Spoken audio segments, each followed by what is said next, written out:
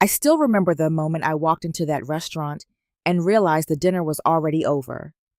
The plates were empty, the glasses half finished, and every face at the table turned toward me with the same quiet expectation. They had invited me for one reason: to pay the bill for a celebration I was never meant to attend.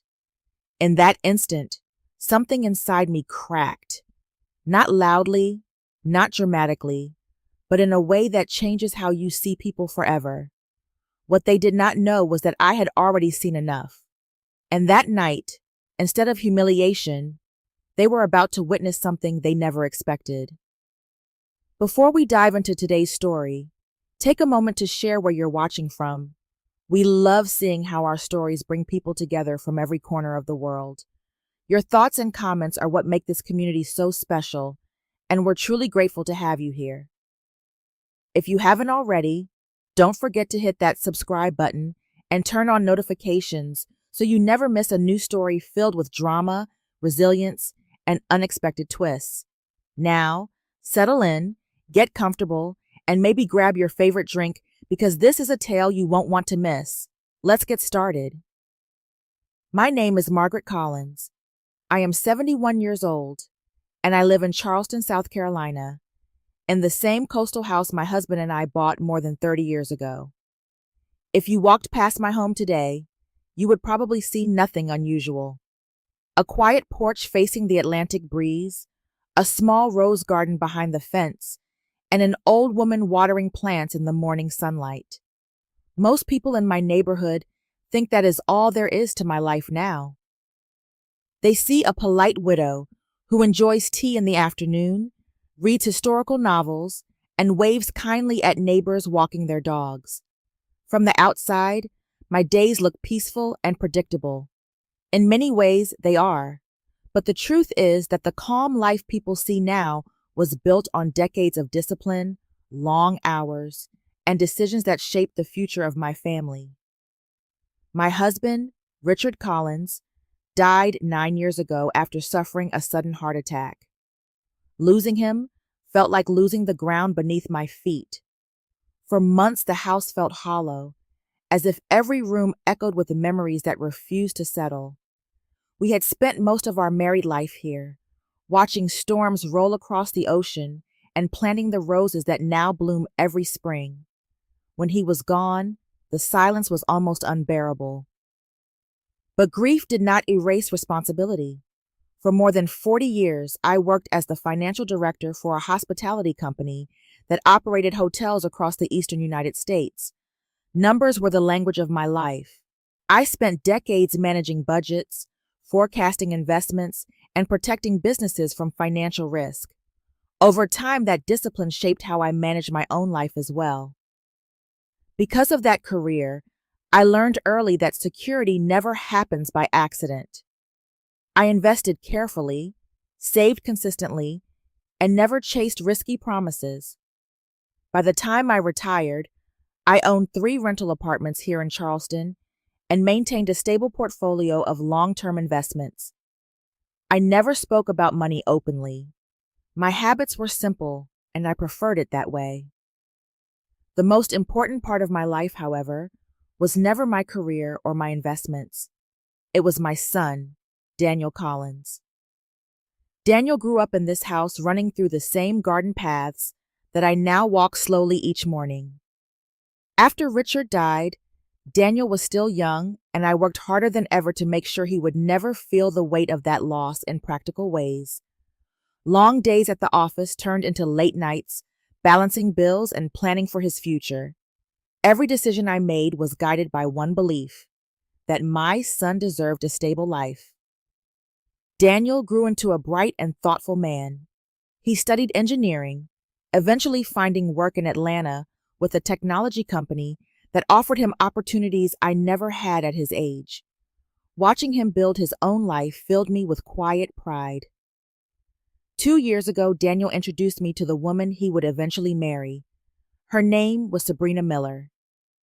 Sabrina was confident, charming, and strikingly beautiful in a way that immediately drew attention in any room. The first time we met, She greeted me warmly and called me Mom before the evening was over. I remember feeling a sense of relief. I'd always wondered what it would feel like to have a daughter in the family. At first, everything seemed easy between us. Family dinners were full of laughter, and Sabrina spoke often about how much she admired the strength it must have taken for me to raise Daniel alone. I believed her kindness was genuine. Looking back now, I realized there were moments when something about her smile felt difficult to read. Not hostile exactly, but distant in a way I could never quite explain. At the time, I dismissed the feeling. I told myself I was simply imagining things. What I did not understand then was that Sabrina was looking at me in a way that had nothing to do with family at all. She was studying an opportunity. If you're still watching and this story has already caught your attention, comment number 1 below so I know you're here with me. What happened next started with something small, something that seemed harmless at first, but it slowly changed everything. Now, let's move on to chapter 2. In the beginning, nothing about Sabrina's presence in our family seemed unusual. If anything, her arrival felt like a natural step forward in Daniel's life. After years of watching my son build his career in Atlanta, I was relieved to see him sharing his future with someone who appeared confident and capable. Daniel and Sabrina often drove down to Charleston during the first year of their marriage. Those weekends became small celebrations for me. I would wake up early on Saturday mornings and prepare the kind of meals Daniel loved growing up. Roast chicken with herbs, mashed potatoes with butter, fresh green beans, and peach pie cooling by the kitchen window. Cooking for family again gave the house a sense of warmth I had missed since my husband passed away. Sabrina always arrived with compliments. She praised the smell of the food, admired the rose garden behind the house, and told Daniel how lucky he was to have grown up in such a peaceful place. Her manners were polished, and she seemed eager to build a good relationship with me. At first, the small comments she made did not seem important. One afternoon, while sitting in the living room, she glanced around and smiled thoughtfully. She said the house had a charming character, but it might benefit from modern updates. According to her, brighter furniture and open spaces were more fashionable now. I simply nodded and explained that the house had been designed many years ago when my husband and I first moved in. Another time, she laughed lightly when she saw my old Toyota parked in the driveway. She told me someone with my experience deserved something far more luxurious. I responded that the car still ran perfectly and that comfort meant more to me than appearances.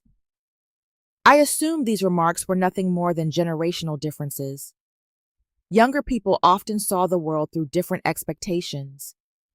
I had lived long enough to know that taste changes with time, and I had no desire to compete with the modern trends. The first time money entered the conversation came several months later. Daniel called me one evening to explain that the condominium he and Sabrina had recently purchased in Atlanta needed unexpected plumbing repairs. The contractor had discovered damage behind one of the bathroom walls, and the repairs were expensive. Daniel sounded embarrassed even asking, but Sabrina gently explained that a temporary loan would help them manage the situation. The amount was $8,000. I transferred the money the next morning. Both of them thanked me warmly and promised they would repay it once their finances stabilized. I did not worry about it. Helping family felt natural.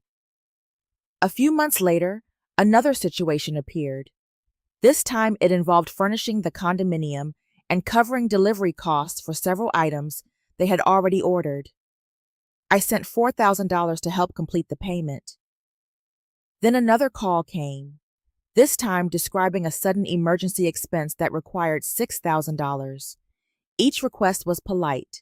Each promise sounded sincere.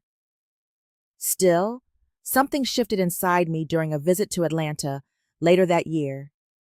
Sabrina had invited several of her friends over for dinner, and the conversation drifted around the table with easy laughter.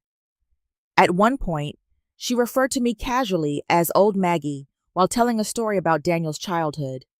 The group laughed. I smiled politely, but the words lingered in my mind long after the evening ended. That night in my guest room, I opened the small accounting notebook I had used throughout my career. Old habits rarely disappear. I began writing down the dates and amounts of every loan I had given Daniel and Sabrina. At the time, it felt like nothing more than careful record keeping. I did not yet understand how important those pages would become. If you're still with the story and starting to sense that something is not quite right, comment number 2 below so I know you're following along.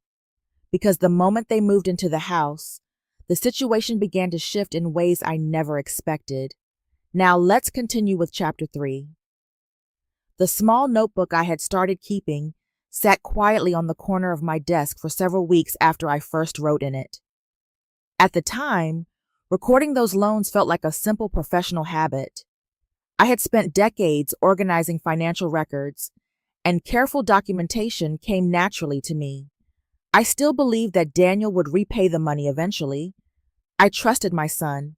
Nothing in my mind suggested that those pages would one day become something far more important. Late that summer, Daniel called me one afternoon while I was trimming the rose bushes behind the house. The air was thick with humidity, and the Atlantic breeze carried the familiar scent of salt across the yard. I remember the exact moment because I had just finished pruning the last rose when the phone rang. Daniel explained that there was a serious problem with the plumbing inside their condominium in Atlanta. A contractor had discovered a leak hidden behind the bathroom wall, and water damage had spread beneath the flooring. The repairs were going to take longer than expected, and large portions of the apartment would be unlivable during construction. He sounded tired and slightly embarrassed as he spoke. The repair process, according to the contractor, would probably take about 2 months. Daniel asked whether he and Sabrina might stay with me in Charleston during that time while the apartment was being repaired. Sabrina's voice joined the call briefly, reassuring me that they did not want to inconvenience me for long. I agreed without hesitation. Daniel was my son, and my home had always been open to him. 2 weeks later, they arrived in Charleston with more luggage than I expected. Daniel drove their car, while a small moving truck followed behind them carrying boxes and several pieces of furniture. I watched from the porch as they pulled into the driveway, feeling a strange mixture of surprise and happiness. After years of living quietly alone, the thought of family filling the house again felt comforting. I helped them carry their bags upstairs to the guest bedroom on the second floor. Daniel set up his computer near the window so he could continue working remotely, while Sabrina unpacked clothes and personal items into the dresser. The first days were calm and almost pleasant. Daniel spent most mornings working at his laptop, while Sabrina moved between phone calls and long sessions on her computer. In the evenings, we sometimes shared dinner together, and the house briefly regained the warmth of a family home. Gradually, however, small changes began appearing around the house. One afternoon, I returned from the grocery store and noticed an empty space in the living room where our old upright piano had stood for decades. That piano had belonged to my husband's mother, and Daniel had taken lessons on it when he was a boy. When I asked Sabrina about it, she explained casually that she had sold the instrument online. According to her, the piano took up unnecessary space, and someone else would appreciate it more. Her explanation was calm, almost practical. Still, the decision had been made without asking me. Over the next few weeks, other things shifted. The framed photographs of our family disappeared from the hallway walls. In their place appeared large, abstract paintings Sabrina had ordered online. My quiet reading room upstairs slowly filled with lighting equipment and camera stands, turning into a workspace for her online content. I tried to remain patient. Daniel seemed unaware of the changes, and I did not want to create conflict. Then one evening, as I walked down the hallway, I heard Sabrina speaking on the phone in the living room. She laughed softly and said something that made me stop in the shadows near the doorway. She told the person on the phone that the house would eventually belong to Daniel anyway. I stood there for a long moment, listening to the silence after her words faded. For the first time, a quiet question formed in my mind. What exactly were they planning? If you're still watching and wondering what they were really planning, comment number 3 below to let me know you're still here. Because the next discovery revealed something far more serious than I imagined, and that is when I realized I needed a plan of my own. Now, let's move on to chapter 4. After that evening in the hallway, the words Sabrina had spoken stayed with me longer than I expected. I tried to dismiss them at first. Perhaps she had only been joking with a friend. People sometimes say careless things during casual conversations.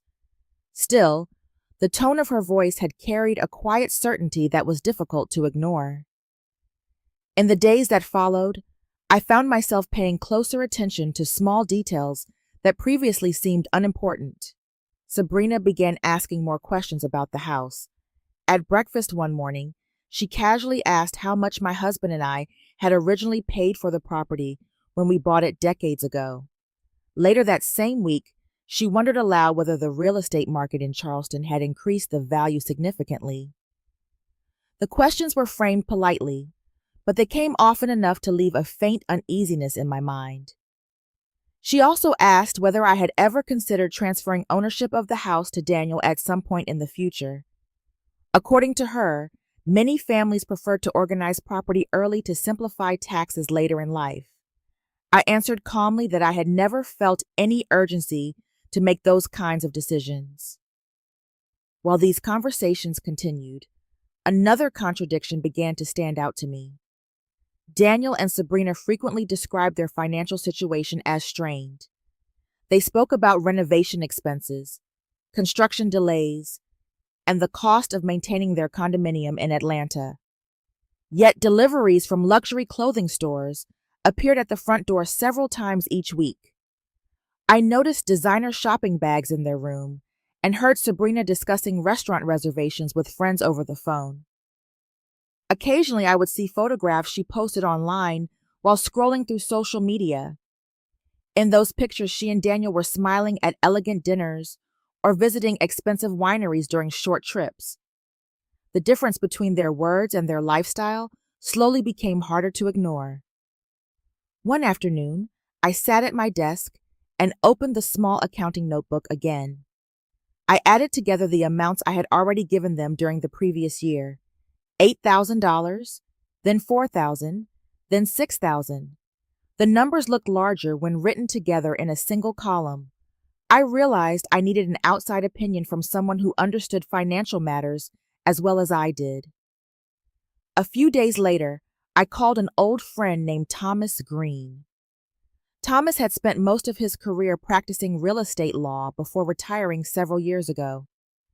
We arranged to meet at a quiet coffee shop near the historic district in downtown Charleston.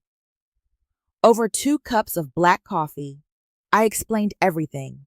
I described the loans, the living arrangements, and the changes happening inside my home. Thomas listened carefully without interrupting, occasionally nodding as if confirming a suspicion already forming in his mind. When I finished speaking, he asked whether anyone had recently asked me to sign documents related to property or financial authority. I told him I had not signed anything, but I remembered seeing several papers on Sabrina's desk that looked unusually formal. I had taken photographs of them earlier that week, mostly out of curiosity. Thomas studied the images on my phone with growing seriousness. After a long moment, he explained that the document appeared to be a draft of a legal instrument called a power of attorney. If signed, it could allow another person to make financial decisions on behalf of the owner. In simple terms, it could place control of my assets into Daniel's hands. Hearing that explanation sent a quiet chill through me. Until that moment, I believed the situation involved nothing more than careless spending and poor financial planning. Now I realized something more deliberate might be unfolding. Still, confronting Daniel immediately could destroy the fragile peace inside the house. Instead, I chose a different approach. During my years working in finance, patience had often proven more powerful than anger. If Sabrina was planning something, I would take the time to understand it fully. And when the moment came, I would be ready. If you're still here and starting to see where this is going, comment number 4 below so I know you're paying attention, because the invitation that came next looked innocent on the surface, but it would lead to the moment that changed everything. Now, let's continue with Chapter 5.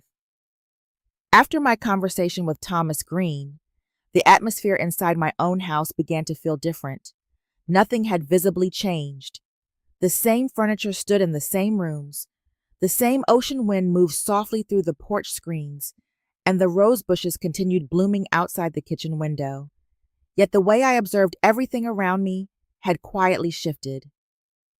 For the first time since Daniel and Sabrina moved into my home, I started watching rather than simply living.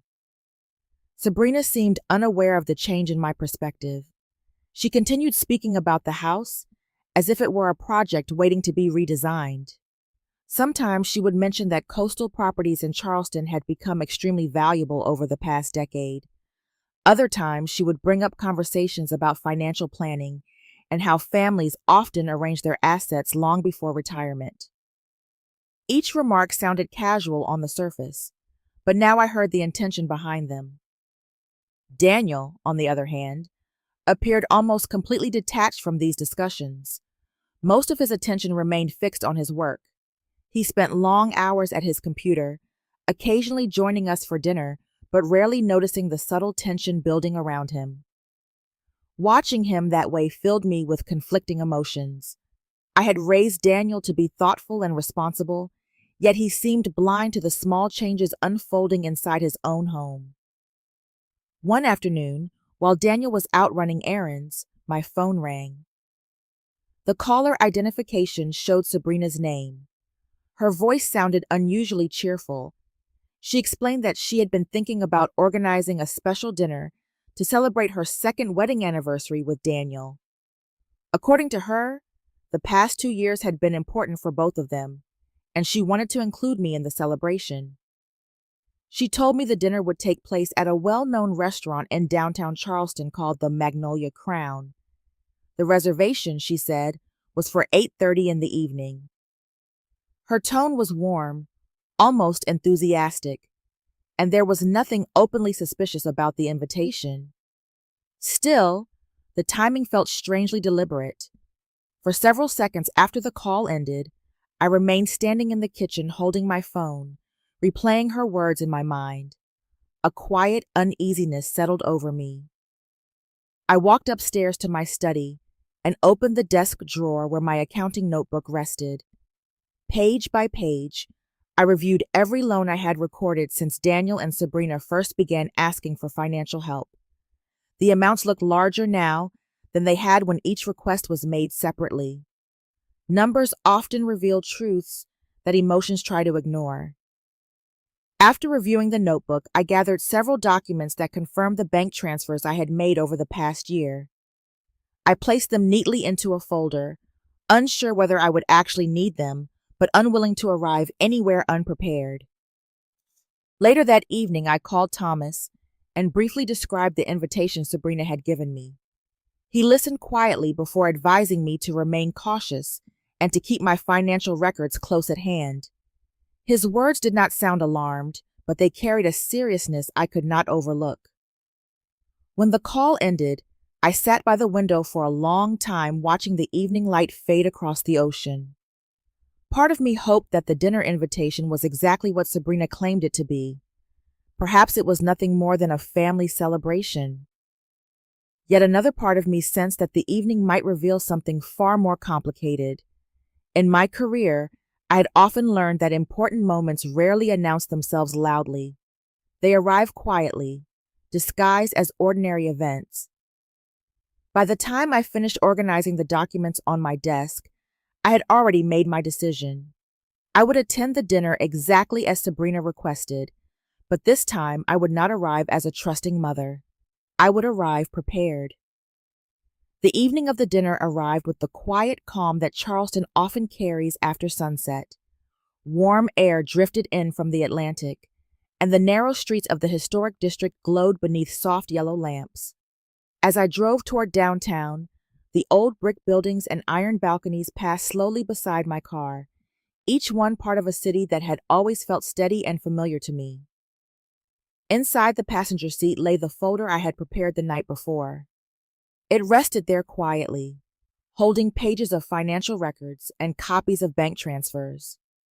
I had not yet decided whether I would need them, but something inside me insisted that I bring them along. The Magnolia Crown stood on a corner near the harbor, a restaurant known throughout Charleston for its elegant dining room and white tablecloth service. When I stepped inside, the scent of grilled seafood and warm bread filled the air. Soft piano music drifted through the room, blending with the low hum of conversation from the surrounding tables. I checked the time on my watch. 8:30 in the evening, exactly the hour Sabrina had told me. A hostess greeted me and guided me toward the back of the dining room, where the long table had been reserved. As we approached, I immediately noticed something unusual. The table was already crowded with people. Daniel sat near the center, surrounded by several members of Sabrina's family and a few guests I did not recognize. Empty plates covered most of the table.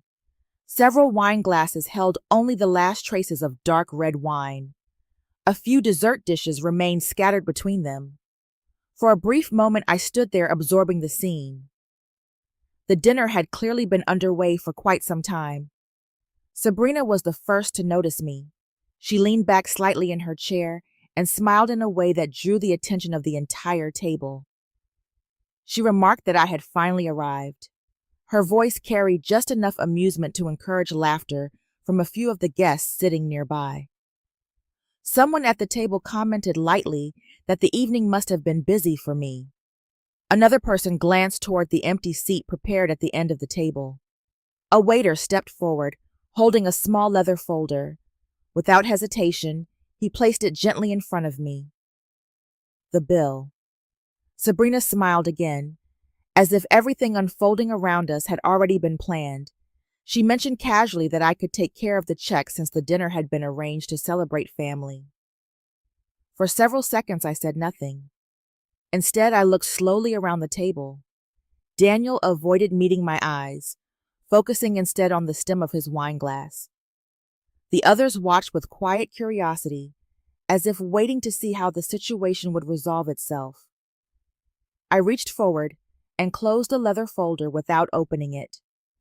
Then I turned toward the nearby service station and politely asked the waiter if the manager might come to the table for a moment. Within a minute, a tall man in a dark suit approached us from across the dining room. The moment his eyes met mine, recognition appeared on his face. He greeted me respectfully and asked how he could assist. I thanked him for coming and asked a simple question. At what time had this table originally been reserved? The manager glanced briefly at the reservation system on the tablet in his hand before answering clearly. The table had been booked for 6 o'clock in the evening. A quiet silence spread across the table. Then the manager added one more detail.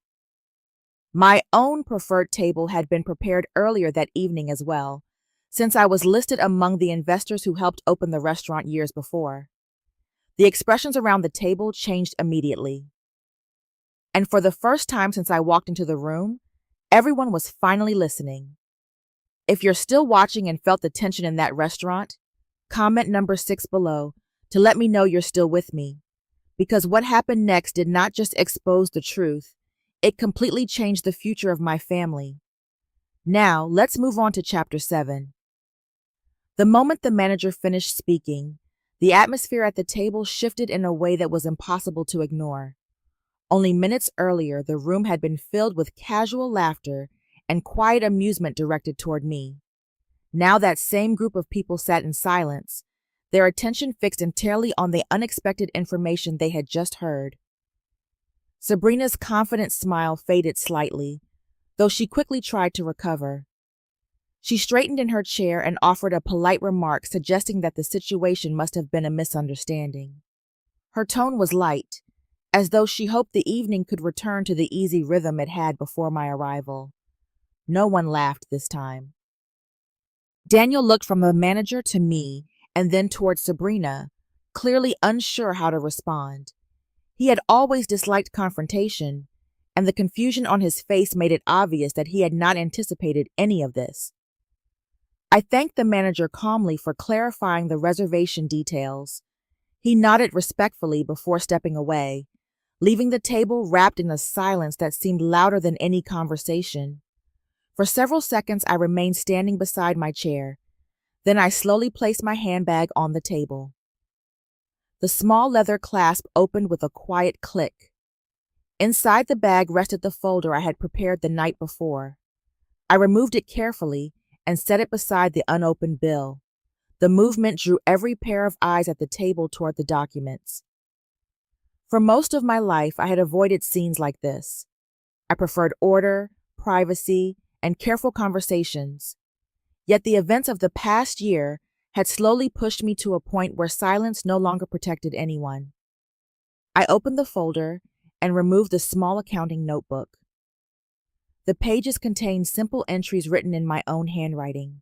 Dates, bank transfers, and amounts. Nothing dramatic, just numbers recorded with the same discipline I had practiced throughout my career. I began reading them aloud.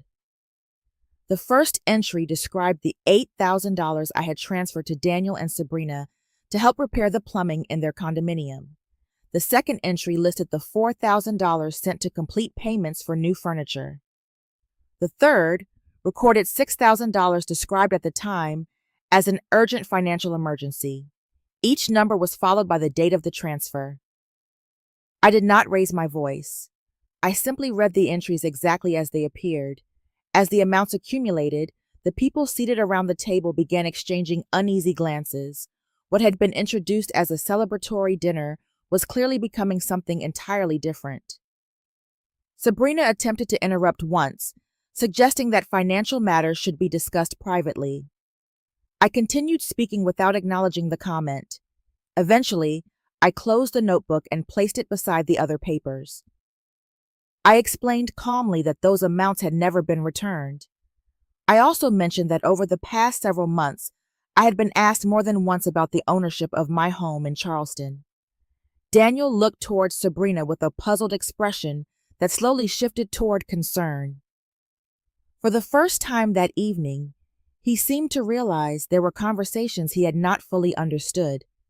I then reached forward and gently pushed the restaurant bill back toward the center of the table. I explained that I would not be paying for the dinner. The people who had enjoyed the meal were free to settle the account themselves. After a brief pause, I added one final decision. Daniel and Sabrina would have 48 hours to move their belongings out of my house. The silence that followed was deeper than anything that had come before. The silence that followed my final words at the table felt heavier than any argument could have been. For several seconds, no one spoke. The elegant dining room of the Magnolia Crown continued moving around us as if nothing unusual had happened. Waiters gliding past with polished trays and quiet music floating through the air. Yet, at our table, the evening had come to a complete standstill. One by one, a few of the guests began shifting in their chairs. The cheerful mood that had filled the dinner earlier had vanished. A couple of Sabrina's relatives quietly excused themselves and stepped away from the table, clearly uncomfortable with the direction the night had taken. Others stared down at their plates or their glasses, avoiding eye contact. Daniel remained seated directly across from me. His expression looked as though he were trying to assemble a puzzle whose pieces had suddenly been scattered across the floor.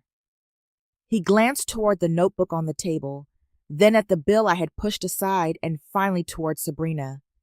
It was clear he was hearing some of these details for the first time. Sabrina reacted differently. Her calm composure from earlier had disappeared, replaced by a tight expression of frustration. She insisted that the situation had been exaggerated and suggested that family disagreements should never be handled in such a public way. According to her, the entire scene had become unnecessarily dramatic. I did not raise my voice. Instead, I explained quietly that nothing about my decision had been sudden. For more than a year, I had chosen silence in order to keep peace inside my own home. The evening's events were simply the result of reaching the limit of that silence. Daniel then turned back towards Sabrina with a question that carried more confusion than anger. He asked about the financial transfers I had mentioned. His tone made it obvious he had not realized how much money had been involved. For a moment, Sabrina did not answer. That hesitation seemed to say more than any explanation could have. The space between the two of them felt noticeably different after that. I realized there was no reason for me to remain at the table any longer. The conversation that needed to happen would now take place between them, not with me. Quietly, I gathered my folder and returned the documents to my bag. Without another word, I stepped away from the table. The cool air outside the restaurant greeted me as I walked through the front doors onto the sidewalk.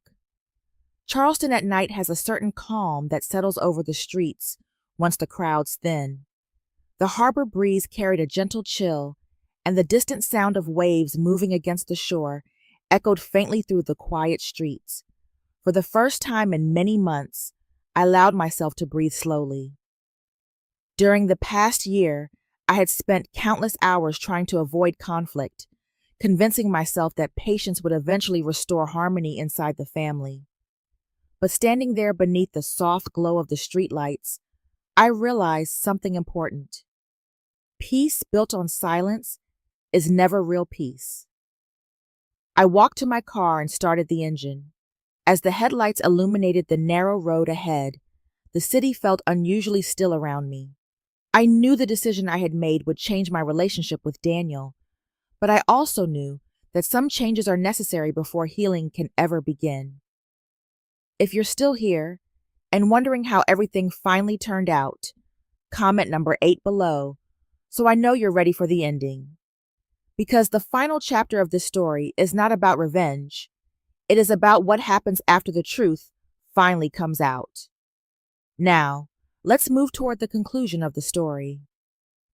The house felt strangely quiet during the days that followed the dinner at the Magnolia Crown.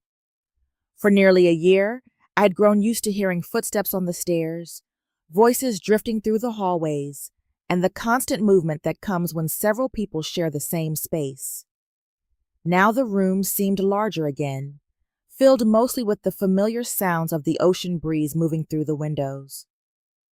2 days after the dinner, Daniel and Sabrina returned to the house to collect their belongings.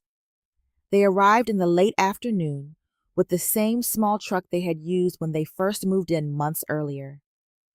I watched from the living room window as Daniel parked in the driveway. The moment carried a quiet symmetry that did not escape my notice. The same vehicle that had once brought them into my home had now returned to take them away. The process of packing unfolded in near silence. Daniel carried boxes down the stairs while Sabrina gathered clothes and personal items from the bedroom upstairs. Neither of them attempted to rearrange the furniture or make new decisions about the house as they had done before. The energy that once filled their presence had disappeared, replaced by an uneasy stillness. I remained mostly in the kitchen while they worked. Occasionally, Daniel walked through the room carrying another box toward the truck outside. Each time he passed, it seemed as if he wanted to speak but could not quite find the right words. Eventually, he paused beside the doorway and looked at me. He explained that he had not realized how much tension had been building over the past year. According to him, many of the financial details I mentioned at the restaurant had surprised him.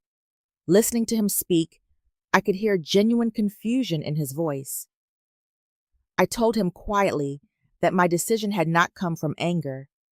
It came from the realization that boundaries had slowly disappeared inside my own home. When respect fades, even the closest relationships begin to suffer. Daniel listened without interrupting. There was a sadness in his expression that I had not seen before.